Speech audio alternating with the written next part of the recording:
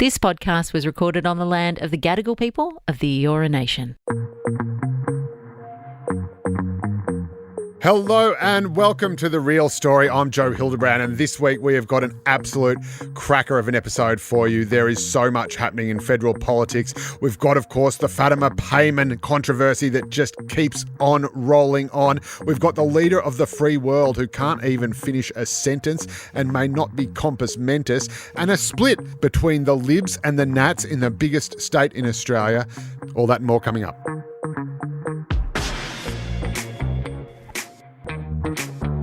But first up this week, how do you solve a problem like Fatima? Yes, Fatima Payman. She's a West Australian Labor senator who no one had really heard of until a couple of weeks ago. But then she crossed the floor to vote with the Greens on a motion about recognising Palestine. Now, we need to go back a long, long way to find out just how bad this is and why it will probably destroy her career. But first, let's just get to what she actually did. So the Greens put a motion in the Senate saying, we recognise Palestine as a state. Labor tried to amend the motion, say, well, hang on, no, we recognise Palestine as a state as part of a two-state solution where we also recognise the state of Israel. That is the party's position. That has pretty much always been the party's position.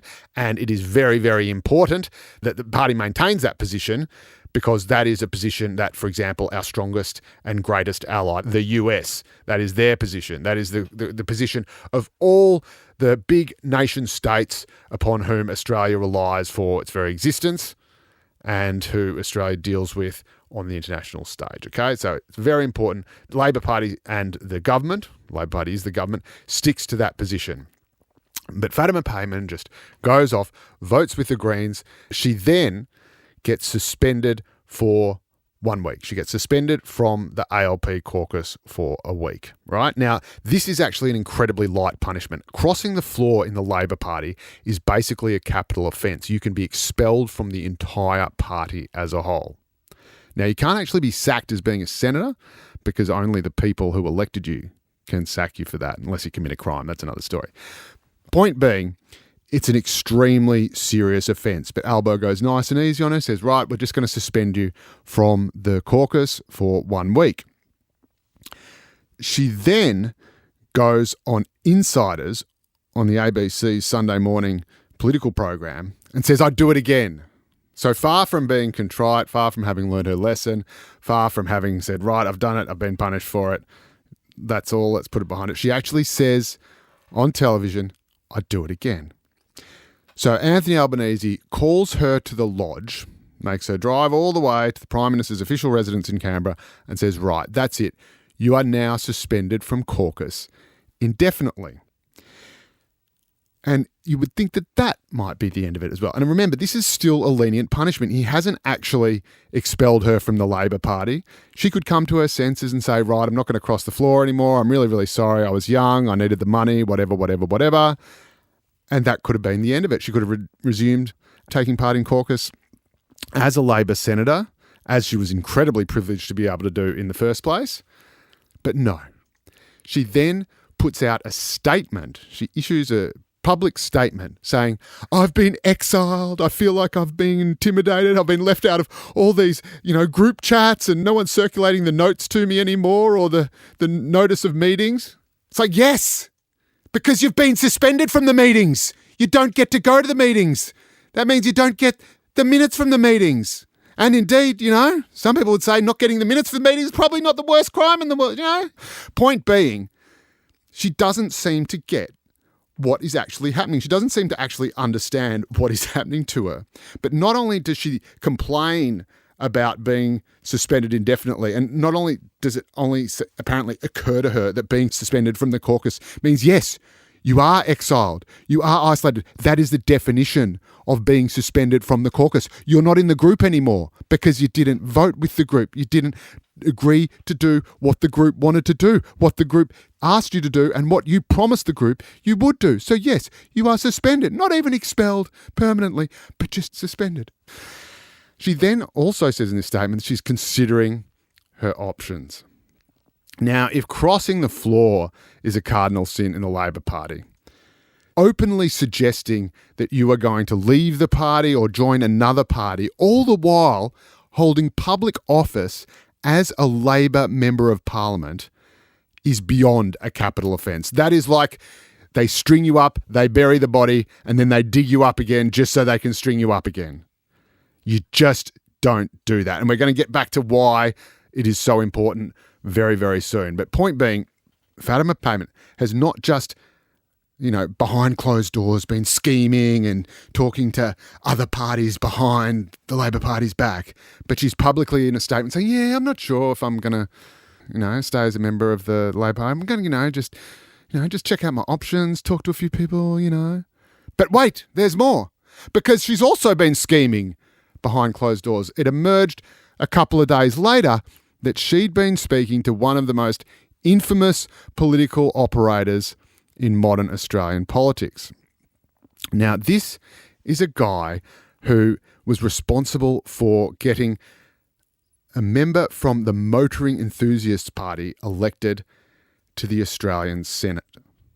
Now, this is Glenn Drury. He's a guy who's called the Preference Whisperer, and he has an incredibly base but also sophisticated model of getting tiny, what they call micro parties, elected to Parliament, elected to the Senate. Now, you can only get elected, these tiny little parties can only get elected to upper house bodies where there's lots and lots and lots of preference flows and where it's all proportional representation rather than anyone having to win a majority of a vote in a seat, because these are parties that just get tiny, tiny, tiny percentages.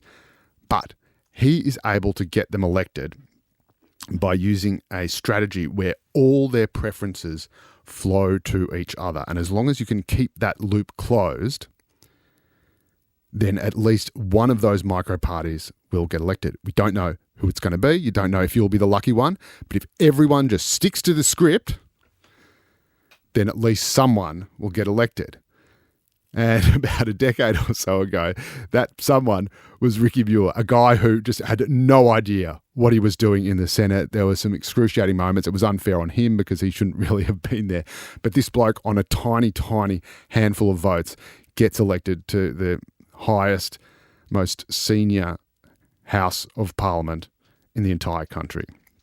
Now, firstly, as we've established in recent weeks, Fatima Payman is not someone particularly good at political discipline. So whether or not she sticks to Glenn Drury's script or not, I don't know. She hasn't even signed up to Glenn Drury, but they've just been talking, right? So I've had people tell me this privately, people who know, and it's also been published in a couple of the newspapers this week. So who is Fatima Payman actually interested in talking to or running with? Which party would it be? Well, it's a party that doesn't really kind of even sort of exist yet, but it will at the next election. And this is a Muslim party. They're colloquially known as Muslim Teals. Grassroots movement, they say. It's not grassroots. We'll get to that in a minute. But that is going to target Labor seats at the next federal election on the issue of Palestine.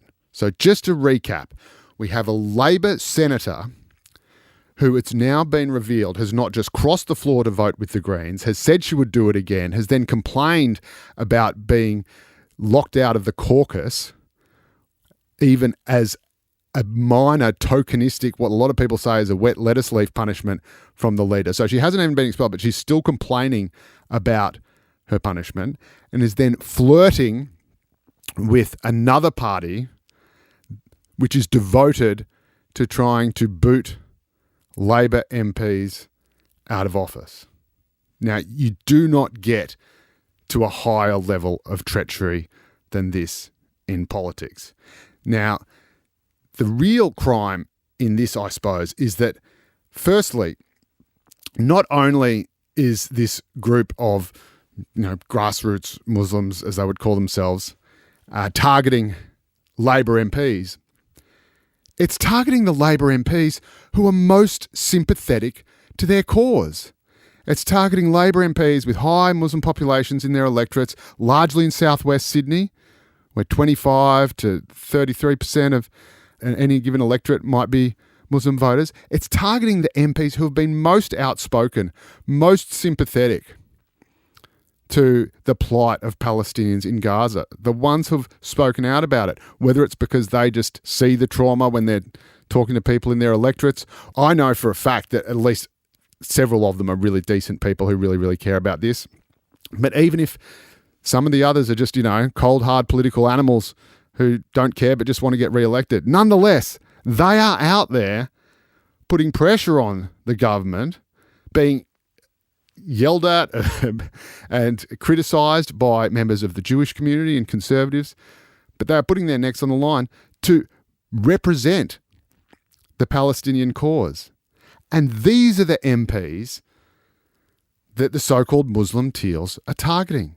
So they're targeting the MPs who are most on their sides. And this makes them very much like the actual teals, because who did the teals go after when they started knocking off Liberal seats? Was it the right-wing Liberal MPs? Oh, no. It was the wets, the moderates, the left-wing Liberal MPs who were already all in on climate change. And the most high profile was, of course, Josh Frydenberg, who as Energy Minister literally wrote Malcolm Turnbull's climate policy, for which he was knifed as Prime Minister by Peter Dutton and Scott Morrison. So they actually go after the people who are closest to them, just like the Greens when they go after Labor seats. Do they go after seats held by the noble warriors of the ALP right? No. They go after seats held by left-wing MPs. They go after seats which are held by MPs who are closest to them politically. So it's not as though it's really about a sort of higher, nobler, truer cause. It's about pure political opportunism. It's about just getting the seats you can. Not because those people who you're targeting have done anything particularly bad. In fact, they're the ones who are doing the things that you say need to be done. But you're going after them and you're stealing their seats just because you can. It's what the Greens do, it's what the Teals do, and it's what this new Muslim-aligned political party is trying to do. But there's an even greater level of just shameless political Machiavellian opportunism to this, which is that if they're working with the preference whisperer, if they're working with Glenn Drury, this means that they're not actually relying on a groundswell of public outrage about what's happening in Gaza.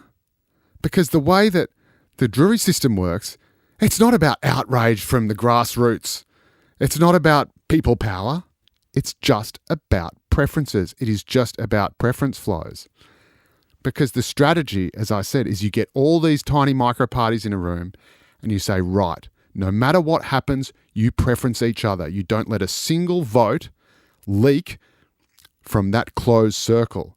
And as one party gets knocked out from the bottom, one at a time, eventually those preferences come back into play and they go to the next smaller group. So you go from 100 micro parties, if you like, and then it's 99, 98, 97. You get to one. You get to the last person standing, the Stephen Bradbury. And because all those other micro parties have been knocked out, he then could potentially get a seat in the Senate, in the upper house. So that is the strategy behind the Drury program, if you like. It's nothing to do with virtuousness. It's nothing to do with the cause. It's just to do with pure electoral mathematics, cold, hard numbers, nothing but. And this is this great point of principle that Fatima Payman is apparently willing to die on a hill for.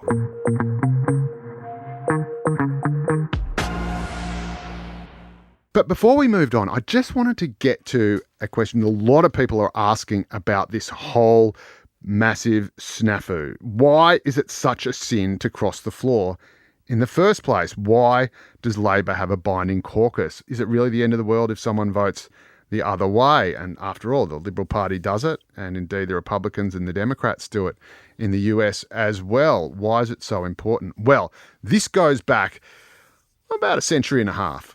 This goes back to the very foundations of the Labor Party itself. And unlike any of these other political parties, the Labor Party was formed as a result of organised labour.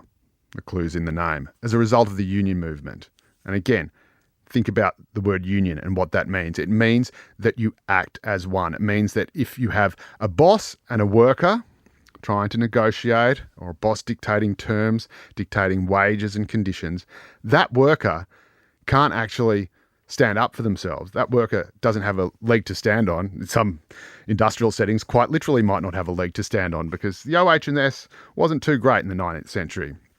But if all the workers actually get together and say, right, none of us will work in your factory, none of us will work in your mill, none of us will work in your coal mine unless you improve conditions for all of us, then suddenly those workers have bargaining power. Now, that's pretty straightforward, but it's something that often gets forgotten, because the Labor Party, as it's officially known to this day, I believe, the Federal Parliamentary Labor Party, is so designated as the Federal Parliamentary Labor Party because it is simply the political wing of the union movement. It is the political wing of that organised labour. So the very reason the Labor Party came into existence was to represent the principle of workers uniting and never being defeated, but workers uniting so that they can actually have a degree of bargaining power with their employer. And just as the workers had to be completely united in order to have any bargaining power with their employer, because of course as soon as some workers broke away and said, actually we'll work for less, or we don't care about these conditions, or if you just pay us a bit more, we'll break the strike or break the picket line or the walk off or whatever it may be, then the whole jig's up. Suddenly the whole thing's for nothing. The Labor Party is established on the same principle, and it's actually very, very similar, because it means that if the caucus acts as one, firstly, when people vote for a Labor candidate, they know what they're getting. They know what it says on the tin. They know that the person isn't going to just fly off the handle and vote however they feel. They're going to vote for the Labor policies and the Labor platform that is put to the voters at the federal election. It's called the Australian Labor Party, not the Australian I'll do whatever I want party. So it says, right, and when you become a candidate, you actually sign an agreement that that is what you are going to do. And again, you can get expelled if you do not do it. You can get expelled if you cross the floor, because you were elected to the parliament, not on the basis of your surname. No one said, oh, Fatima Payman's running for the Senate. Oh, I'm going to vote for her now. No, they said, right, Labor. And indeed, they would have put a 1, about 90% of voters would have put a 1 in the Australian Labor Party box on the top of the line. And those are the votes that would have gone to Fatima. So even if she was running in the lower house, it would still be her name with the party next to it. And that would still be a vote for the Labor Party in almost all circumstances. Some people say, well, the actual individual themselves, that might be worth a few percent. But the vast majority of it is going to be a vote for the party, because the party represents the sort of government that you would like to see. That's even in the lower house, when someone's actually voting for your name. In the upper house, in the Senate, they're not even voting for your name 90% of the time. They're just voting for the Australian Labor Party, and then the party basically gives you the requisite handful of the votes that it's received. And if there are enough, it gets you over the line. That's how Fatima Payman gets elected. So the principle of a binding caucus is that it arises from the principle of a binding workforce, a unified workforce and a unified caucus. Why is this important in 21st century Australia? Well, people will say, as I mentioned, the Democrats, which are kind of like the US Labor Party a bit, they don't have a binding caucus. But what happens in America? Every lobbyist under the sun can waltz around Washington, and all it has to do to get a vote that they want is just peel off one congressman, one congresswoman at a time. So it means that you can peel off votes, interest groups, the National Rifle Association, for example, can peel off individual MPs and know that all it has to do is say, get the Republicans on board and get a few Dems, and suddenly you got your legislation through. That can't happen in Australia, at least not officially. That can't happen because you cannot get an MP, in the Labor Party at least, to vote the way you want if it's not the way that all of caucus has decided. So you'd have to pay off all of caucus, basically, get all of them on board. And that would be expensive, and it probably wouldn't happen.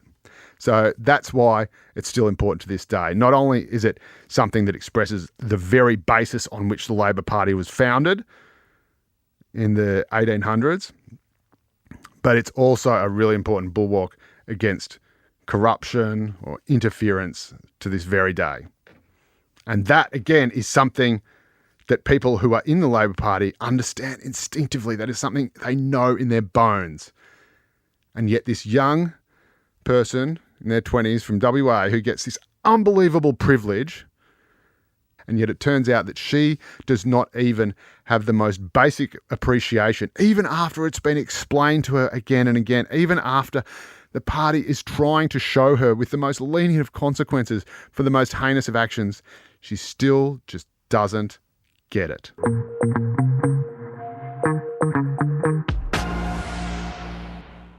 Speaking of US politics, what the actual is happening in US politics?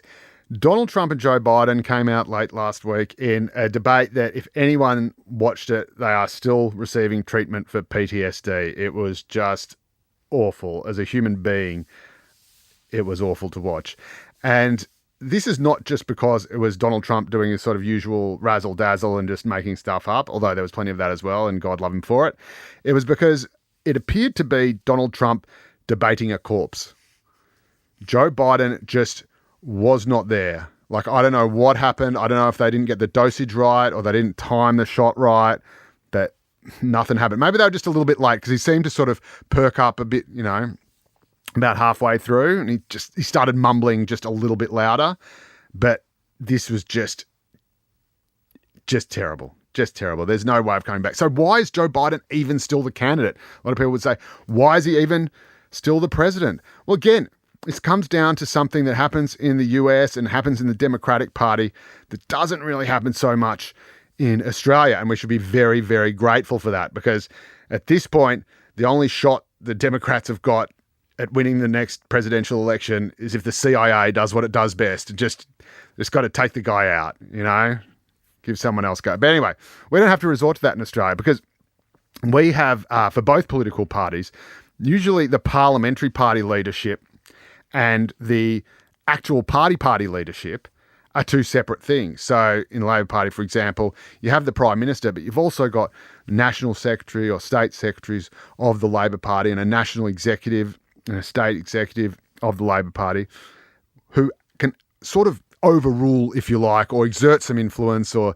just, there's no other nice way to put it, just tap people on the shoulder and tell them to hit the mat. This is what happened infamously and unfortunately just a few years ago with Morris Yema being forced to basically throw in his premiership because of the plans to privatise the state's electricity network. Didn't that turn out to be a great move, because it all happened anyway, and we instead just went through a whole bunch of premiers who ended up with Christina Keneally getting absolutely pantsed at the 2011 election. But I digress. It was very traumatic. I was there. Again, I'm still seeking therapy. Point being, you don't actually have that check and balance in the US as much. The Democratic Party, and this is what a senior figure in the Labor Party here was explained to me, the Democratic Party, the power basically just travels with the president. So just as, the president there is both the head of government and the head of state, again, different to Australia, the head of government is Anthony Albanese, the head of state is the Governor General, who just got a $200,000 pay rise, as you will recall, but let's not get too worked up about that either.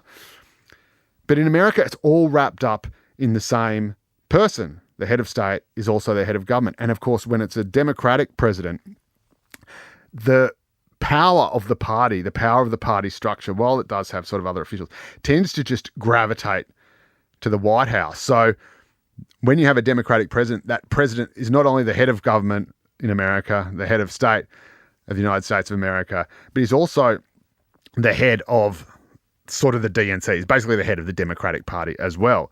And so the only way you can get rid of Joe Biden is if Joe Biden wants to go. He basically, again, needs to be tapped, but it needs to be someone who has enough authority to tell the President of the United States, the leader of the free world, the most powerful man on the planet, that he's got to actually just tap the mat.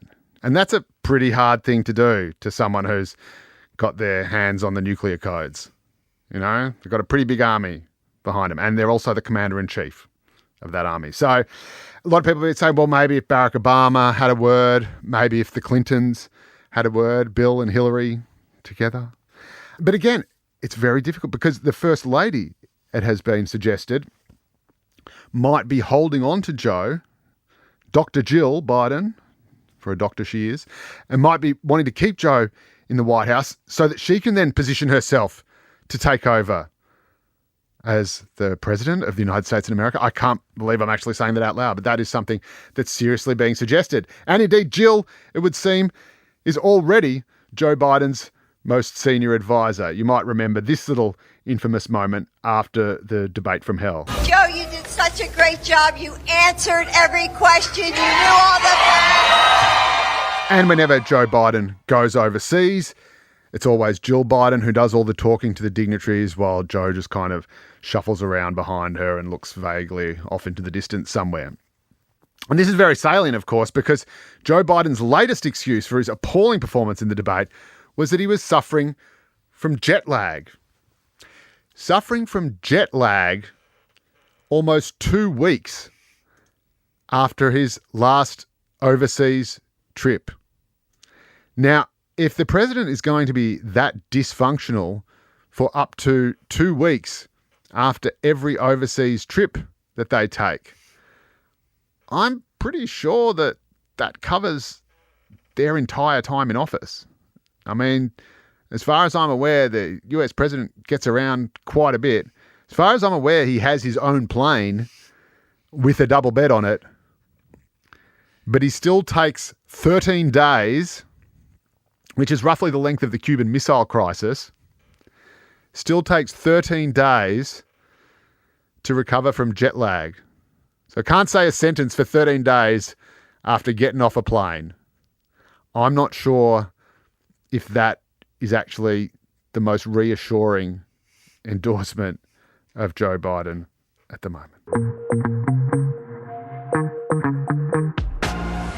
And now I want to bring you to a story that is all about New South Wales politics, but it is something that applies to politics universally, not just right around the country, but right around the world. And it just so happens to be taking place right here in New South Wales, in the oldest state of Australia, and arguably the place where politics is the most fun. This is where they call the lower house of the parliament the bear pit. And trust me, I worked there for many, many years. It lives up to its name. It's incredible. People just run around, calling each other under parliamentary privilege. It's a terrific place. Anyway, what has happened in New South Wales politics over the last week is something almost even more bizarre than anything that's ever happened, even by New South Wales' own standards. You've got the Libs and the Nats, who are both in opposition in New South Wales because the world's most handsome politician, Chris Minns, is the Premier and doing a fantastic job. Good on you, Chris. God, he's beautiful. Just dreamy. The cheekbones. Chiseled. He's very fit too. He's quit drinking. He's working out. Anyway, the New South Wales Libs and Nats are in a little bit of disarray. No one, firstly, quite knows who they are or what they're doing or who's in charge. And this week it turns out that quite literally even they don't know who's in charge, because the opposition leader Mark Speakman and the Nationals leader Dougal Saunders are currently involved in a face-off over who actually gets to decide how the cabinet, the governing body of the opposition, not that it's doing much governing at the moment, but the most senior body of the opposition, the front bench, the shadow cabinet, who's actually in charge of it? Who actually gets to decide who's in and who's out? We'll get to that little standoff in 1 second, but this is how it all played out. Mark Speakman made a visit to the riverina town of Wagga Wagga. Now, everyone in Australia, I'm sure, would be familiar with Wagga Wagga. It's the town behind the song Don't Call Wagga Wagga Wagga. It's also the home of the 5 o'clock wave. And if anyone has ever known anyone from Wagga, they will have heard about the 5 o'clock wave. If anyone hasn't, I'll just wait for you to ask someone from Wagga about the 5 o'clock wave. They will tell you. Mark Speakman visited Wagga and he toured the electorate, went to all the nice little, things that you do, hospital, school, whatever. And a person who lived in Wagga, the local feudal overlord, I think is probably the best term, is a Nationals MP called Wes Fang. And Wes Fang got very, very, very upset and posted a very, very angry post on social media about Mark Speakman coming to his town, not even telling him he's coming, not even taking him to little trips to the hospital or whatever it was, opening the school fete, yada, yada, yada, yada, yada. And he was extremely angry about this. Now, it's pretty weird for someone who was supposedly on the same side of the leader of the Liberal Party, even though they're technically in a different party, but still, it's the coalition. Clues in the name. They work together. Harmony, holding hands, singing Kumbaya. Anyway, Wes got very, very angry, posted the post. Then, of course, he deleted the post because that's what happens with posts like that. But the problem is that Wes Fang isn't actually the member for Wagga Wagga. Wes Fang is an upper house MP, an upper house member of the Legislative Council, MLC. He doesn't have an electorate. That's the whole beauty of being in the upper house. You don't have to worry about, the riffraff. You just get to kick back in the red leather. Now, I'm sure Wes Fang very much loves the people of Wagga Wagga, and he certainly lives in Wagga Wagga. He was born in Wagga Wagga, went to school in Wagga Wagga, did his training for the military in Wagga Wagga, and he currently lives in Wagga Wagga, which also became a bone of contention because Mark Speakman, even after this supposed face-off was meant to be resolved, said that he only believed that Wes Fang claimed to live in Wagga Wagga. I imagine you'd be able to check that out pretty quickly. We still have the white pages, don't we? Like, I imagine that would be something you'd sort of, he doesn't really live in Wagga Wagga. He's just saying it. He's just saying he lives in Wagga Wagga to get the chicks. So Mark Speakman had actually asked the local MP or told the local MP he was coming to Wagga Wagga and hung out with the local MP. But that local MP was not a member of the coalition. He's an independent called Joe McGurr. And so Mark Speakman was hanging out with him. Wes didn't like that, obviously. Wes got very angry, posts the angry post. Mark Speakman then gets very angry and says, right, that's it. You're out of shadow cabinet. You are no longer, and I'm going to try to get this right, the Shadow Assistant Minister for Police and some other various tiny little portfolios. So again, this is not something that is going to, tear at the fabric of Australian governance. The Shadow Assistant Minister of Police isn't, I believe, that leadership baton that every young boy has in their knapsack. But it's the principle that counts. And so he said to the leader of the Nats, right, your boy's out of line. I'm sacking him from the shadow cabinet, from the front bench, put up someone else. And the leader of the Nats has said, well, hang on a minute. You don't get to do that. You don't get to decide that. You just tell us how many spots we've got on the front bench, and then we fill them. We get to decide. This is my party, not yours. And then it went back and forth, and, people put out statements. It was like a kind of pantomime. So Mark Speakman put out a statement saying, I've now removed Wes Fang from shadow cabinet. And then Dougal Saunders, the Nats leader, put out a statement going, oh, no, you haven't. And it went on and on and on and on. There was an emergency party room meeting on Tuesday, and apparently this was resolved. The great Dominic Perrottet intervened. And this is important because the reason why the Nats and Mark Speakman are at war is because Mark Speakman comes from the Nats' least favourite Liberal faction, which is, of course, the moderates. Also happens to be the Liberals' biggest faction, so they get to decide who the leader is. And Dominic Perrottet is from the party's Conservative faction, which is actually the smallest faction. But Dominic Perrottet still got to be leader because the Conservative faction on the sort of far right of the party and the moderates on the far left of the party have formed an alliance to lock out the centre-right, who are in, you guessed it, the centre of the party. And so everyone in the party basically hates the people who are closest to them. So the moderates hate the centre-right, even though they're next to them on the political spectrum, and the Conservatives hate the centre-right, even though they're right next to them on the other side of the political spectrum. And so the hard left and the hard right have decided that they'd rather hang out with each other than the people they have most in common with. This is a universal law of politics. You always hate the people closest to you. And you can tell anyone who says, oh, I'm a Labor member, I hate the Libs, blah, blah, blah.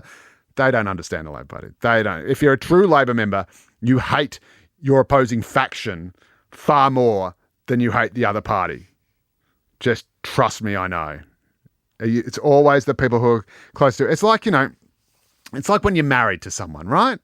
You don't walk down the street, having random fights with neo-Nazis or socialists or people that you walk by. No.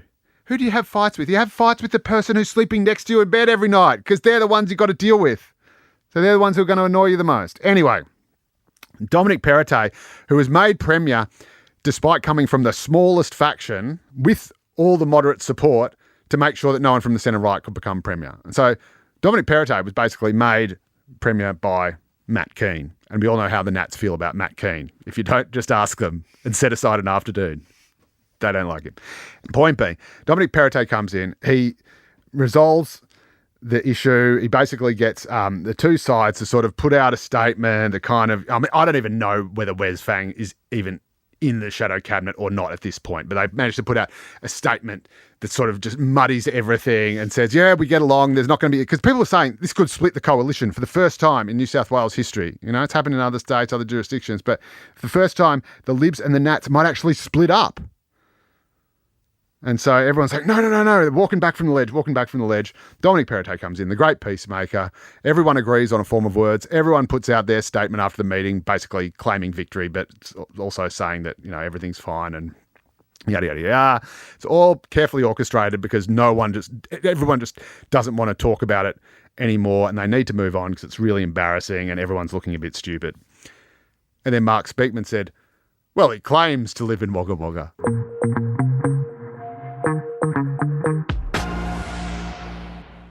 And now we have finally got to, or more to the point, I finally remembered to do what I was always going to do, but then forgot to.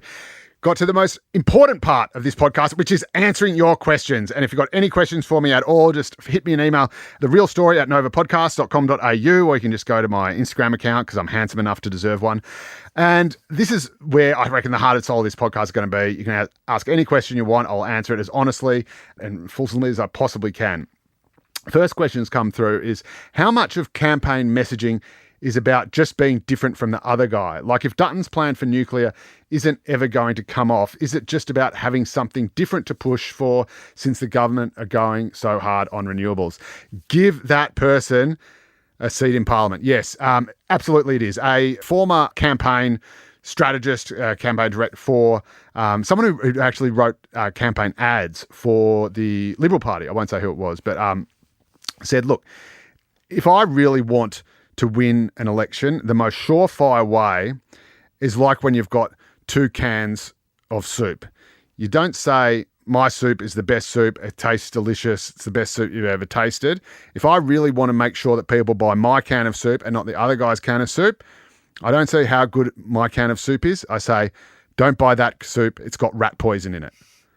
And this is why campaign ads are always super, super negative, and why, for example, you know, the Labor Party is going after Peter Dutton and saying that, you know, his nuclear campaign is going to turn us all into three-eyed koalas. So, yes, it is very much about being different from the other guy. It is having a point of difference. But at the same time, you've got to balance that with being seen as a safe pair of hands. So you don't want to be so different that people think, oh, hang on a minute, I don't quite recognize you, or that doesn't look like the issues I care about, or you don't look like someone who sort of shares my values or who understands, you know, what I'm going through.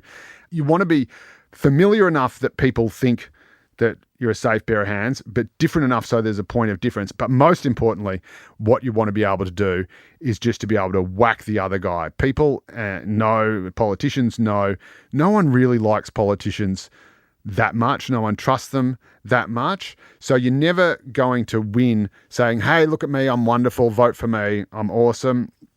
You're always going to get more traction by saying, hey, at least I'm not as bad as that guy. And the preferential voting system we have in Australia is also built to reward that as well, because it's not like the sort of first past the post system they have in the UK or the US, where it's all about just getting out the vote. So voting's voluntary. Often only 50% of people or so will show up. So that means you get really hot button issues like abortion or gun control, and you have them as the focus of US presidential elections, where for people who care about those issues, they care about them really, really, really, really, really, really, really intensely. And so it helps get the vote out. But for most people who just want to go, you know, they're not thinking about, you know, how many elk they're going to shoot. They just want to go and pay their bills, decent hours, decent pay at work or whatever. But that's not what gets out the vote. So we don't have that. So we're focused on more normal things, and we're focused on getting out reluctant or even ambivalent or even undecided voters. They have to vote anyway. So the best way you can win that is say, this person is terrible, they're awful, you might not like me much, you might not even like coming out to vote much, but at least I'm not them because they're terrible and they're different. So I hope that makes sense, even if it doesn't exactly reinforce your faith in democracy. But trust me, as Winston Churchill said, democracy is the worst system of government in the world, except for all the others.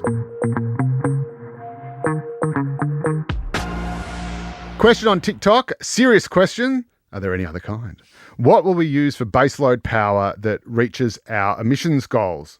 Very, very good question. There's lots of comments from people also about wind farms, which is, of course, a topic in and of itself. A lot of people do not like the way they look. I don't really like the way they look either. But anyway, it's a very good question. It comes down to the nuclear debate as well. It also comes down to things like battery storage. So if you can store enough power that is generated when the sun is shining and when the wind is blowing, so solar panels and wind turbines, the problem at the moment is storage. So we know how to sort of capture it, but we also know that sometimes the wind doesn't blow, the sun doesn't shine, sometimes it's night. I know, spoiler alert. And so we have to have a way to store that technology. And at the moment, we don't have sufficient battery storage to provide baseload power, which is why we're still relying on coal-fired power stations and why that's still being extended. So battery storage has to get bigger. There's some suggestions you could do things like taking all that energy and then, hydrogen could be the solution. You could use these giant sort of electrolyzer thingamywhatsits to create hydrogen, and then hydrogen you can store, and hydrogen is also more powerful than renewable energy. And so you could use hydrogen for those really high intensity jobs like, steel and aluminium smelters, for example. So that's one way. But again, when it comes to baseload power, you need that reliability. You need to have the power on tap, and that means you need storage, and we've got to get more and bigger storage. It will probably happen, just like it's happening again. We've gone from having a Commodore 64 in the 80s to something you can put in your pocket that's 1 million times more powerful. That will probably happen with innovation.